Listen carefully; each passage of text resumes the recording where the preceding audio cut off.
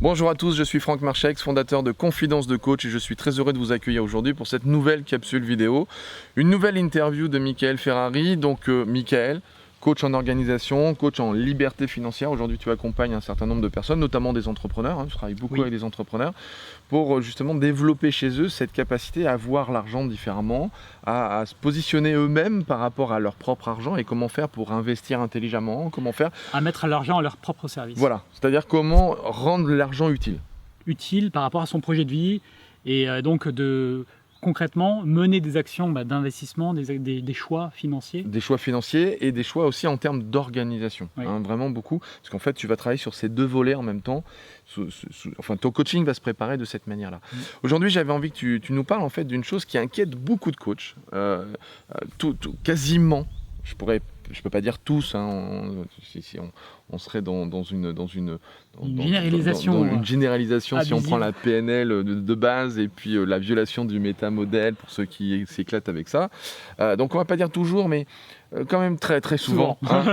Très souvent. C'est souvent d'ailleurs la manière dont on contourne cette généralisation. C'est un peu ça. Donc très très souvent les coachs ont cette problématique de dire comment je pose mon prix. Comment je pose mon prix. C'est-à-dire je démarre, je viens d'être formé. Je viens de poser ma plaque sur mon mur à l'entrée de mon cabinet. J'ai peut-être même pas encore de demande.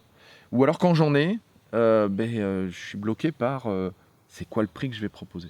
Alors qu'est-ce que tu nous proposes pour les aider là-dessus et les accompagner là-dessus? Alors il y a évidemment plein d'approches différentes pour déterminer un prix.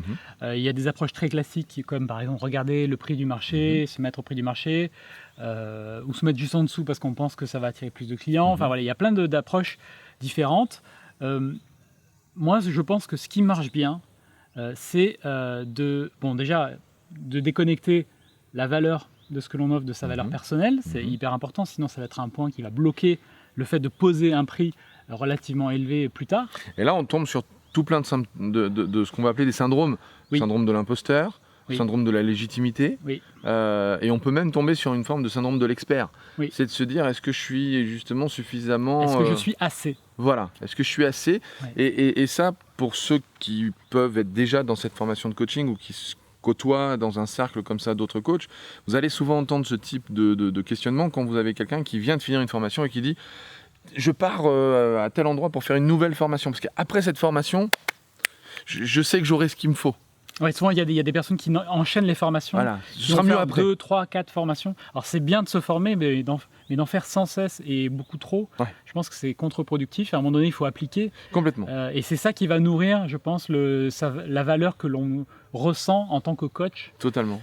C'est la pratique. Donc il faut pratiquer avant tout. C'est ça. C'est la phase 1. C'est la phase 1 sur les vidéos précédentes. Pour faire un renvoi à la vidéo. Un renvoi à la première vidéo, mais c'est vrai. Donc voilà, mettre à l'action. Il y a ce truc-là de différencier ta valeur personnelle et la valeur de ce que tu offres. Déjà, donc c'est bien se penser différemment. Et l'exercice qui peut bien fonctionner, c'est d'imaginer que vous vendez votre coaching x10. Prenez votre prix aujourd'hui, si vous avez un prix, ou le prix que vous pensez, et vous le multipliez par 10, et vous voyez ce que ça provoque chez vous. Généralement, ça met assez mal à l'aise. Mais au moins, ça permet de voir qu'un jour, vous serez là-bas. Un jour, vous serez au x10. Peu importe ce que vous avez posé au départ, on peut atteindre le x10. Donc ça montre qu'il y a une progression à avoir. Encore une fois, c'est pas un événement instantané, il y a un processus. Donc il y a ce processus à suivre. Donc pour déterminer le prix, il y a souvent une autre approche qui est utilisée, c'est de voir de combien j'ai besoin pour vivre. Et donc de voir combien de séances je dois faire, à quel prix pour obtenir l'argent dont j'ai besoin. Ça, je pense que c'est la pire des approches à mon avis, parce qu'on part de quelque chose qui n'est pas la valeur du coaching. Donc pour moi, c'est vraiment à bannir. Donc l'approche que j'aime bien, c'est déjà le bon prix, je pense, c'est le prix qui te met légèrement mal à l'aise. D'accord, intéressant. C'est comme ça que je vois les choses. Le prix qui te met légèrement mal à l'aise. Donc zone d'inconfort. Zone d'inconfort, voilà. Donc vous réfléchissez au prix de votre séance. Par exemple, vous dites, moi je débute, donc je ne sais pas, si je débute, je vais poser, on va dire, 70 € une séance. Peu importe, ça pourrait être 100, ça pourrait être 50, ça pourrait être moins. Ça pourrait être 250, ça pourrait être 500. Voilà. C'est le truc avec lequel... 70, je suis à l'aise pour demander 70 à mes clients, je sais que ça va, ils seront très contents de payer ça, etc. Et donc se dire de combien je dois l'augmenter pour que je sois légèrement mal à l'aise. Donc si c'est légèrement inconfortable. Légèrement confortable. Et après, il faut évidemment s'entraîner à dire le prix, à imaginer qu'on a le client en face de soi et dire ma séance, c'est tant. Vous me devez tant. Vous me devez tant. Donc il faut s'entraîner un petit peu pour être congruent quand on a un client qui nous demande le prix. Parenthèse, ne vous entraînez pas avec la famille, qui pour la plupart ne sont pas forcément des indépendants, qui peuvent être des salariés et qui peuvent tout de suite considérer qu'en fait c'est une valeur surévaluée. Oui. Parce que à l'heure ne gagne absolument pas ça. Hein, si c'est quelqu'un qui va gagner, je sais pas moi, 2000 € par mois ou même 3000 € par mois, son heure n'est clairement pas à 70 € et ne va pas du tout calculer toutes les charges que vous avez derrière à payer avec ces fameux 70 € ou 50 ou 100, enfin peu importe, ou 500, encore une fois, peu importe le prix. Donc ne vous entraînez pas avec de la famille. Hein. Si vous devez vous entraîner, entraînez-vous avec d'autres coachs qui sont dans les mêmes problématiques, même, et tout comme ça. Même tout seul. Ou même tout seul devant un miroir. Ouais. Ouais, complètement. Une fois que vous l'avez dit 50 fois, ça va paraître plus naturel. Donc c'est de terminer le prix qui te met légèrement mal à l'aise. Tu te mets là, tac, tu prends quelques clients comme ça, donc le temps d'avoir 2, 3, 5, 10 clients. Et dès que du coup tu deviens à nouveau à l'aise, puisque tu as eu des clients, tu augmentes à nouveau. Donc c'est d'aller de manière incrémentale et d'augmenter son prix au fur et à mesure. Au fur et à mesure. D'accord. Et il n'y a pas de limite à ça. Ah non, ça après il n'y a plus de limite, ça c'est évident. Après rien ne vous empêche, encore une fois, on le disait dans d'autres vidéos, dans cette vidéo de partir en formation à nouveau, mais parce que vous avez commencé à bosser. Le gros risque qu'on observe avec Mickaël quand on rencontre d'autres coachs, c'est cette problématique de je ne commence pas à travailler parce que je ne me sens pas assez bon dans le travail, dans ce que je fais, et je pense que les outils que j'ai ne suffisent pas, qu'il va m'en falloir de nouveau. Ouais.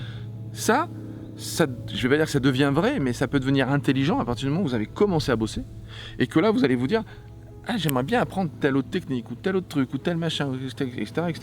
Et là, ça devient intéressant. Moi, au bout de 10 ans de coaching, là, je repars sur des fondamentaux. On repart ensemble avec Mickaël sur des fondamentaux de coaching.